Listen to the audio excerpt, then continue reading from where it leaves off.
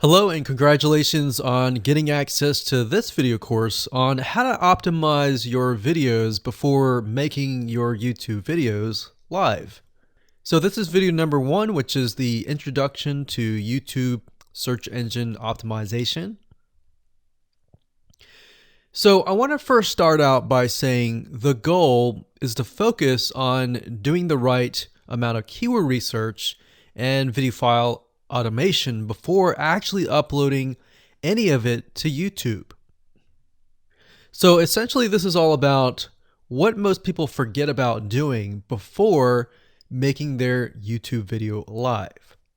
Because if you think about it, most people think about, okay, what do I do after I upload this video? They don't really think about what they have to do before making it live. So this is not about what you can do afterwards, as that is a totally different focus, but rather before. So besides simple optimization, you really need to know that YouTube ranks the videos that people watch the longest.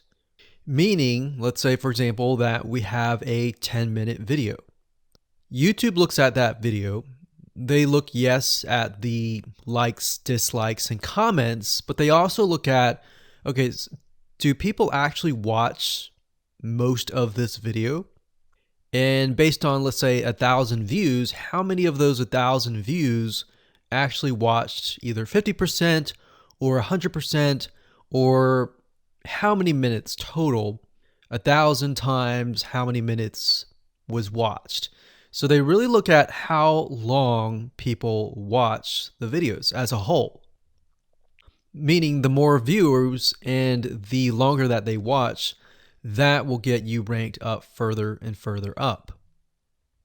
So instead of focusing on, spammy tactics, tons of backlinks, and all of that, our goal here is to really focus on the user experience. So what I want to do now is give you a quick overview of what's inside this video course. This is, of course, video number 1. Video number 2 is going to be about competitive research, or in other words, researching your competitors to kind of get a better idea of why YouTube is ranking those videos. Video number 3, we'll talk about highly searched keyword terms and how you can find those for your product or service or whatever you're trying to promote. Video number 4, we'll talk about your title and your description. Video number 5, we'll talk about video file optimization. So we're going to optimize the actual file, because each file has essentially information in it.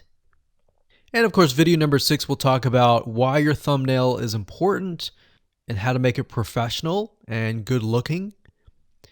And video number 7 will talk about video length and why that matters. We talked briefly about it just now, but I'm going to dive in deeper in that video. And of course, last but not least, I'm going to give you a secret tip on how to outrank your competitors in video number 8. So before we get started, I want to talk about what you need to have in hand. You're definitely going to need your product or service and an idea of the niche that you're targeting. You also need to have a video that is ready to be uploaded. And with that said, let's move on to video number 2. Hello and welcome back. This is video number 2. So let's talk about competitive research. You see, the best way to understand how you can rank better is to know what is already ranking in your niche or your market. So what we want to do here is we want to analyze the videos that are on the top. And I want you to specifically look at what titles, what descriptions are they using, and what thumbnails are they using that are eye-catching. And what is the user experience like when you click through those videos? So let's go ahead and do some competitive research. So for the sake of making sure that we find YouTube videos that actually relate to promoting a product, what I want to do now is just to pick a product out of the blue and let's take a look at YouTube. So one product that I've been using for a while now, which has been really, really awesome, is called the Instant Pot. It's basically a pressure cooker that cooks food at a really fast rate. So what we're going to do is we're going to hop on over to youtube.com and we're going to type in Instant Pot and see what we get. So I'm not going to click enter just yet because I'm interested in getting an idea of what kind of potential keywords that we could rank on, or what potential videos that we can create. And we'll talk more about this in the next video. But for now, let's just do some basic keyword brainstorming and then, of course, do some competitive research. So Instant Pot, we got Instant Pot recipes, we got Instant Pot ribs, Instant Pot roast. So let's just click here and see what we get. Now we can see how to use Instant Pot has 316,000 views right here. Instant Pot chicken, top 6 easiest things to cook in your Instant Pot. Perfect for beginners. All right. So let's just take a look at the top 3. So let's go ahead and open those up. And let's analyze them. So the first one is this one here. And let's pause the video. We'll skip the ad. All right.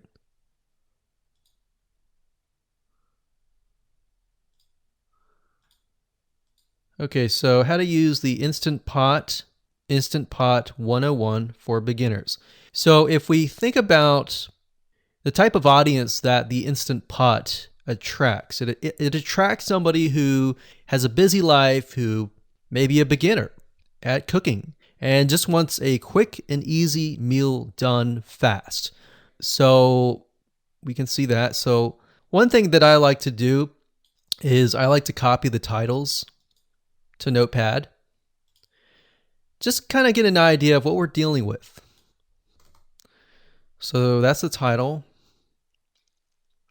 Looks like she's promoting an Amazon affiliate link. We can see that here, Amazon.to. We've got Instant Pot hacks, Instant Pot yogurt, and all that. So what she's doing, it's very funny, but she may not realize she's doing this, but what she's using is a method called siloing. And she's basically telling YouTube, hey, not only do I have this video on Instant Pot, I've got Instant Pot hacks, yogurt, recipes, and other recipes. So let's just copy that in here. So that's video number 1. So we're going to rank it from video 1, video 2, and video 3. Let's scroll down a bit. We've got 373 comments. I will say when it comes to YouTube, they're looking for engagement. So comments is good, likes are good, even dislikes are good as well. Even though dislikes are bad from a human standpoint, it tells YouTube that there is engagement. All right. So sometimes we're going to be able to view, we can't do it here, but sometimes you'll actually be able to view more data. But for now, you can't hear. Now, we can actually dig deeper if we want to. So let's just take a look at Natural Brittany's YouTube channel. Because when you're doing competitive research on YouTube, it's not just that particular video. It's actually the whole YouTube channel as a whole. The authority that that channel holds. So she has 116,000 subscribers. Click on the videos. She has a good amount of videos that talk about anything, looks like from cooking, from budgeting, from grocery, a lot of very similar videos. So let's scroll down. And now let's go ahead and take a look at the second highest ranking video. So if we go back over to here, and this is the Instant Pot chicken, cook with me, meal planning, meal prepping, Sunday setup. So let's go here, take a look.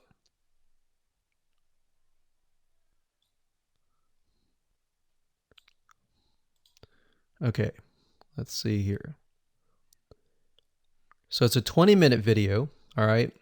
And it has 658 likes, 5,000 views. If we take a look at this video here, this has 320,000 views and 7,000 likes. Now, notice how it says 13 minutes here, and notice how it says 20 minutes here. We'll go back to this later on. All right, so we'll talk more about why a certain amount of time of your video is important, why the timing is important. And why is it that this lady has only 5,000 views, whereas the other lady has 300,000, and this lady is ranked right below that lady? All right. So why is that important? And why does that correlate to the time? So we'll talk more about that later on. But for now, let's just do competitive research. We're not trying to figure things out right now and go from there. So if we take a look at the description, it says cook with me as I try a new recipe with Instant Pot. So the description contains the keyword. Sunday setup. Looks like she's got some Amazon links.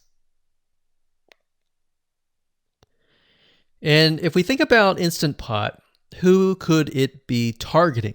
All right, so this lady calls out people who are trying to prep on Sunday. So if we can get an idea of who it's targeting mothers, it's targeting people who are busy, who maybe only have time on Sundays to set things up. And chicken is a common thing, so maybe she's getting a lot of clicks. We don't know exactly, but we know that the headline and the description work together and getting clicks. All right, back over here. This is the third one. So let's take a look at this one. So this one is 8 minutes, but it has a lot more views than those other two videos. But it's shorter. It's shorter, but it has longer amount of views, and it's third. It's got 11,000 likes and 633 dislikes. If we scroll down, we can see that it has more comments than the first one. So why is it that the first one is number one and this one is the third one and it has more views and more comments? Well, we don't know exactly why, but I have a hunch as to why that is, which we'll talk more about ranking and what Google and YouTube is looking for later down the road. So that's that. Let's just copy that title. And I'm going to go ahead and pause this video and we'll copy and paste that information to the notepad. Okay, so I went ahead and copy and paste the information. So this is video 1, this is video 2, and this is video 3 down below. So let me make this bigger so we have this information. So as we're kind of analyzing the competitor, we want to save this for later, but can you kind of see a similarity here? So this is calling out the target audience. This is calling out the people who are busy, essentially. And top 6 ways, top X ways, top certain number ways is always a good title. So perfect for beginners. So if you can imagine, we already see that this title has beginners. This one's calling out perfect for beginners. And this one essentially is calling out people who are busy. So it's a target audience. So that's key.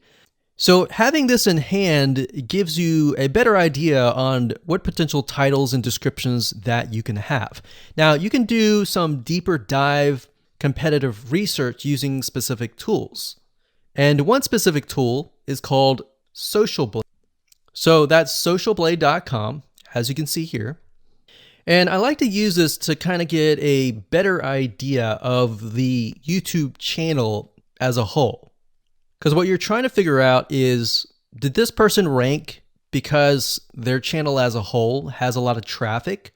Or did this person rank simply because of the titles and the description? So there's many factors that come involved, but let's take a look at Naturally Brittany. So let's go ahead and copy this. And you basically want to come here and type in the username of the YouTube channel. So we'll go ahead and click this here. Okay, so we can see here that this is Naturally Brittany, 116,000 subscribers. She's got 19 million video views. So that kind of gives us an idea of how easy it is to break through. Is it easy? Is it going to take a little bit work or what? So let's just go ahead and open her up, and let's do the same thing with the other videos.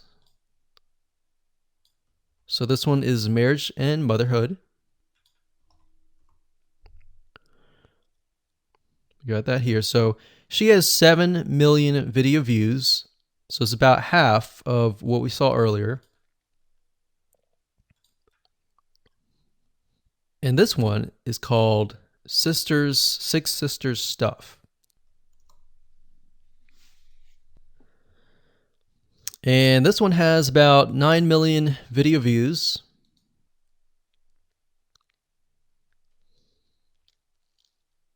So right off the bat, we can see that if we were to rank on the keyword Instant Pot, it's going to take a lot to break through.